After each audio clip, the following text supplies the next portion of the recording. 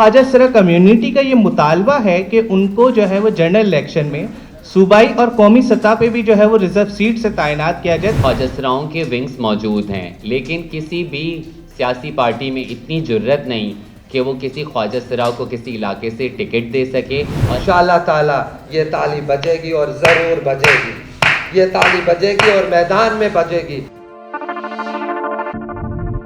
ख्वाजा सरा कम्युनिटी का ये मुतालबा है कि उनको जो है वो जनरल इलेक्शन में सूबाई और कौमी सतह पे भी जो है वो रिजर्व सीट से तैनात किया जाए, ताकि वो अपने मसले कौमी और सूबाई सतह पे भी जो है वो अपने मसलों को हल कर सकें, जो कि इस इलेक्शन में मेरे ख्याल से किसी ने जो है वो ख्वाजा सरा कम्युनिटी को वेलकम नहीं किया। किसी पार्टी ने, किसी पॉलिटिकल पार्टी ने उनको जो है वो ये ज़र्फ ही नहीं दिया कि आप जो है वो हमारे साथ शामिल हों।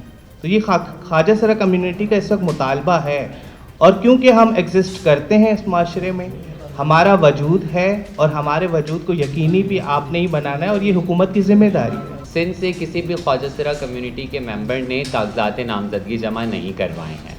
पंजाब से 2 लोगों ने करवाए हैं। सिंध से ना करवाने की सबसे बड़ी वजह यह भी है क्योंकि सिंध में अब हर जमात, चाहे वो पीपल्स पार्टी हो, चाहे वो PTI हो, MQM हो, चाहे वो जमात इस्लामी ही क्यों ना हो, सबके अपने ख्वाजा सराओं के विंग्स मौजूद हैं, लेकिन किसी भी सियासी पार्टी में इतनी जुर्रत नहीं कि वो किसी ख्वाजा सराओं को किसी इलाके से टिकट दे सके। और इसी वजह से सिंध से किसी ख्वाजा सरा ने अपने कागजात नामजदगी जमा नहीं करवाए हैं। 2009 से लेके और अभी तक ट्रैगल हम अभी तक सफ़र ही कर रहे हैं, तो बहुत सारी जगह कामयाबियाँ भी मिली और बहुत सारी जगह हमें थ्रेट्स भी आए, मसले भी हुए, रुकावटें भी आईं।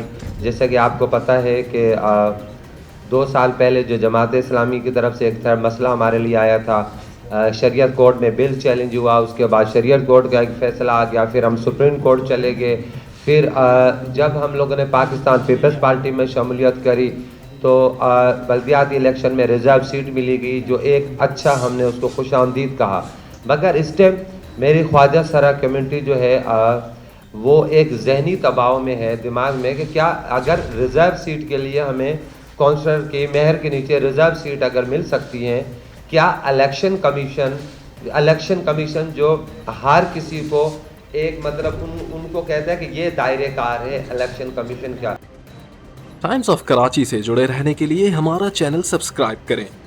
हमारी वीडियोस को सबसे पहले देखने और बाखबर रहने के लिए बेल आइकन पर क्लिक करना ना भूलें। इलेक्शन कमीशन ने रिजर्व सीट के लिए किसी पार्टी को बोला, या इलेक्शन कमीशन ने कहा कि इतनी आप औरतों के लिए कर रहे थे, इतने ख्वाजा सराओं को भी आपने टिकट देनी है, तो हम मतलब बड़े अफसोस के साथ कहती हूँ कि पूरे जितनी भी बड़ी पार्टियाँ, किसी भी पार्टी ने किसी भी ख्वाजा सरा को मतलब टिकट नहीं दी।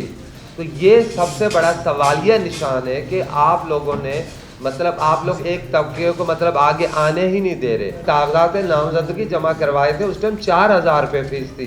आजकल जो सिंध असम्बली के लिए फ़ीस है, एक आम आदमी, एक आम ख्वाजा सरा, एक आम औरत वो फ़ीस नहीं भर सकती।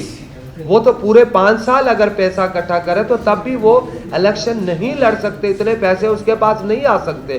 तो खुदारा जहाँ आला अदालतें, जहाँ सुप्रीम कोर्ट आए दिन खुद नोटिस लेके कर रहे हैं, वहाँ हमारे पिसा हुआ तबका नज़र नहीं आता। क्या वो लोग ये सोचते हैं कि हमें और दबाया जाए ताकि हम लोग खामोशी इख्तियार कर लें? तो तमाम जो बड़ी पार्टियाँ थी, मैं उनको मतलब उनकी तरफ से हमें बहुत बड़ा धचका लिया कि उन लोगों ने ख्वाजा सराओं को टिकट नहीं दी पार्टी की तरफ से।